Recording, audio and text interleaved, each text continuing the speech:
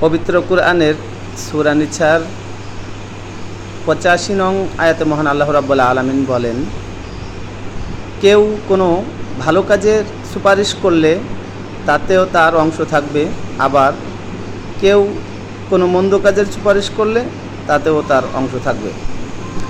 বস্তুত আল্লাহ তাআলা সর্ববিষয়েই খবর রাখেন।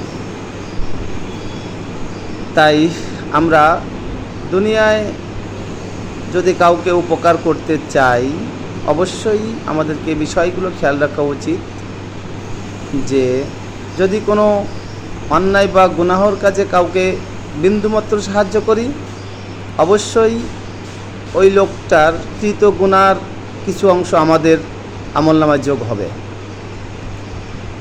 আর যদি আমরা কোনো ভালো কাজ, সওয়াবের কাজ, তাতে কাউকে আমরা সাহায্য করি, উপকার করে থাকি, অবশ্যই তার যে ভালো কাজের প্রতিদান, সেই প্রতিদানের একটা অংশ আমাদের আমলনামায় আল্লাহ রাব্বুল আলামিন যোগ করে দিবেন।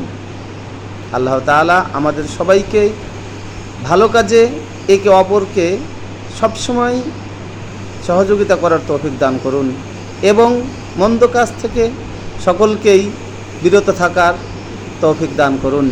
আমিন।